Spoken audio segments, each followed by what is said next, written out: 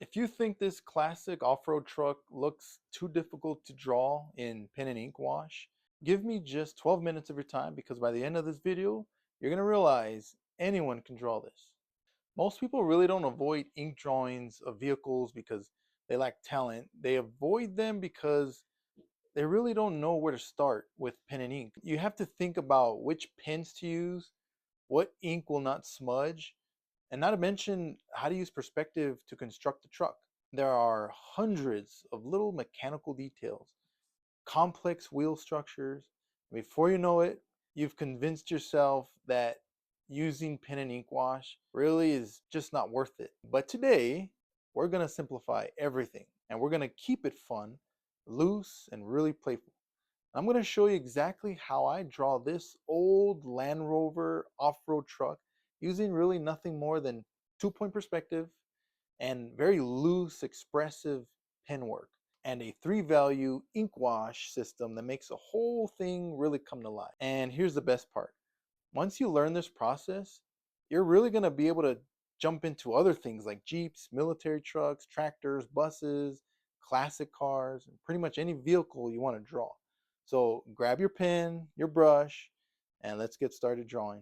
Okay, so for the materials, here's everything that I'm using today. I recommend using a waterproof fine liner, and I highly recommend either using Copic multi-liners or these Faber-Castell Pit Artist pens. They're jet black, high quality, and completely waterproof. I recommend a small, soft watercolor brush with your ink wash, which we will use to add in our midtones with. I'm using the Speedball Super Black ink for this pen and ink wash drawing. I highly recommend this bottle because it is 100% carbon black pigment, which dries really fast and it's fade proof. It's a very smooth ink that works with ink washes very, very well. Next, you're going to need some water and a mixing palette. Nothing fancy. You just need 3 separate wells for your 3 separate ink wash mixtures. This is going to help you really simplify your drawing later on. So the pencil that I use is my favorite Faber-Castell 2mm lead holder. I've tried so many lead holders and it ranged from very expensive all metal brass construction to the really cheap ones that I got on the internet in a huge pack. And let me tell you, these Faber-Castell 2mm lead holders are the best for my style. They're the ones that feel so good in my hand, and it's because of how light and durable they are. It really has no extra weight in it, so it's not going to influence the fluidity of the drawing marks that I make with my pencil. You all might benefit from it as well. Next, you're obviously going to need an eraser, and just make sure it's a vinyl eraser. So for the paper, I use the Bristol mixed media paper or watercolor paper. I'm using a very inexpensive watercolor paper for this particular pen and ink drawing. I recommend of having a habit of using very inexpensive watercolor paper just to get in tons of practice without you really feeling like you're wasting money or that you need to save your fancy watercolor paper for when you're actually better. Don't do that. Get a bunch of inexpensive paper and use them up. That's how you get your practice. Okay, one quick tip before we start. If your pen isn't waterproof, your beautiful line work is gonna all disappear the moment you add your ink wash, which is a mixture of water and ink. So make sure you're using waterproof ink. It may not be the ones I recommend, but just make sure whatever you use is waterproof ink. All right, let's start setting up the ink wash palettes, the 3 zones that I talked about. Before we even touch the drawing, I like to prepare my ink wash palette. This is honestly one of my favorite parts because it really keeps everything simple and easy during the painting stage. And instead of dipping into the straight bottle, straight black every time and trying to dilute it, the first thing you do is you mix a very light gray, a medium gray, and a dark gray. All right, so this light gray, think of it as your very lightest midtone. It is just dirtying up your paper, right? And this is going to cover a large amount of areas and give the mood really fast. Okay, so next is the medium gray well. This is where most of your forms begin to turn away from the light, and it's probably the value you're going to use the most often when you start getting used to it. Finally, create a Very dark mixture. Not pure black straight from the bottle, but a very dark midtone. So this is going to be preserved for the deepest shadows, like the tire wells, windows, underneath the truck, and the small accent areas. And since I love keeping my ink wash drawing very fun and loose, I don't measure out my ink to water ratio. I just simply eyeball it.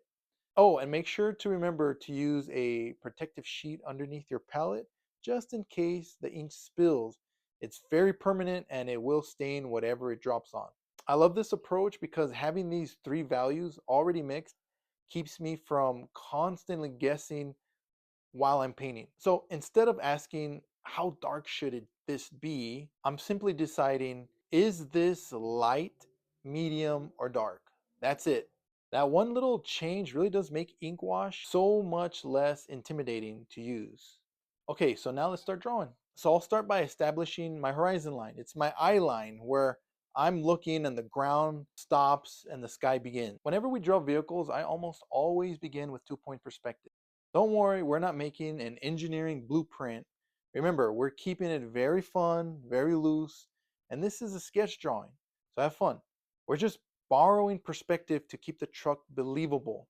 Then place two vanishing points far off the page. I'm being as real with you as I possibly can. I usually plot out the points far off the paper and loosely use whatever I have around me just to get a somewhat realistic converging lines. And now that I have those lines, I can build one large box in perspective. Use simple shapes for constructing this, and that's why I chose the Land Rover off-road truck, because the shape language is simple, it's boxy and rugged. It's perfect for anyone to draw. Once the construction feels solid, it's time for my favoriteest part, which is the ink drawing.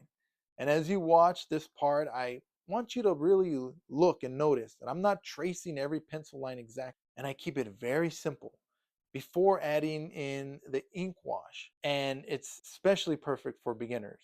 Think of this as the invisible container holding the body of the truck, that box you just made. Inside that box, everything becomes a lot easier to conceptualize.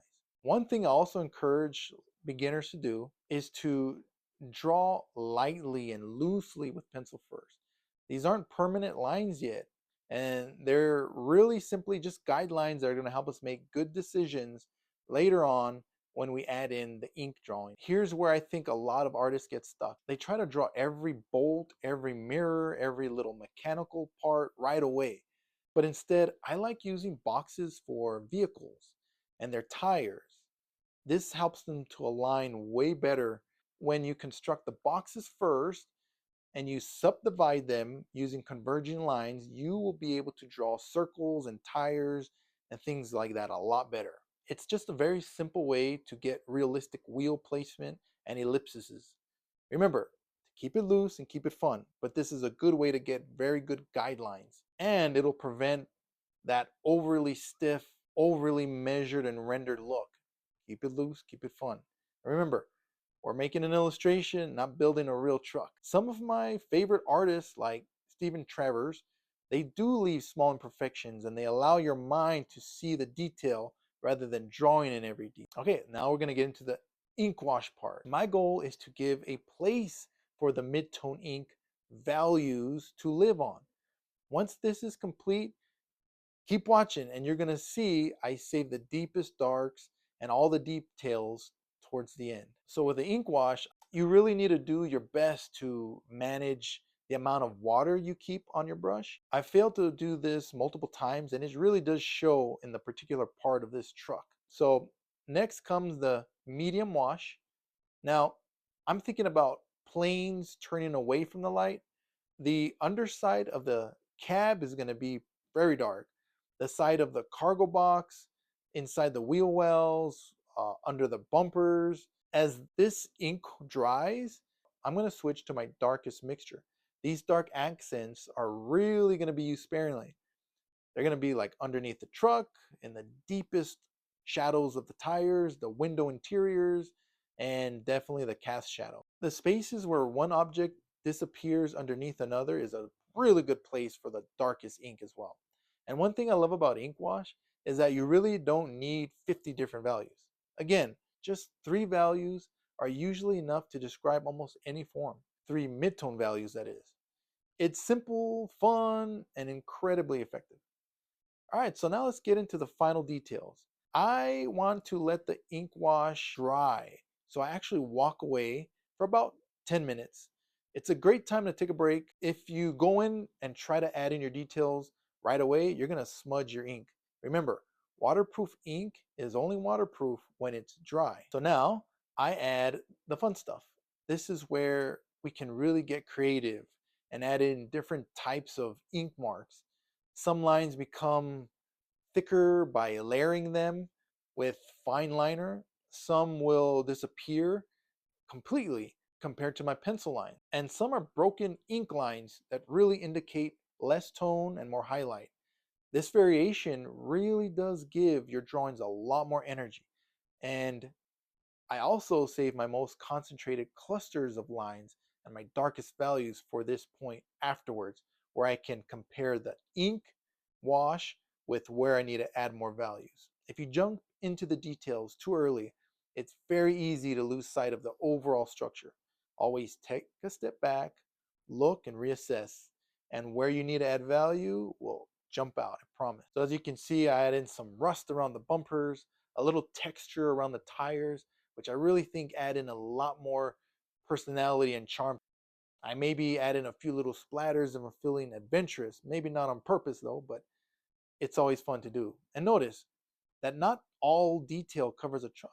They're just concentrated around some focal points. Leaving empty areas actually does make the detailed areas stand out way more in your pen and ink wash drawings.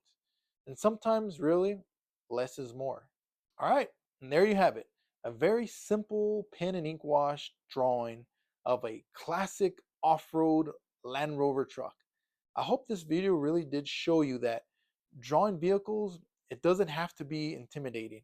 And you can build a simple box in 2-point perspective, and that box will give you all the information you need to fill in your details.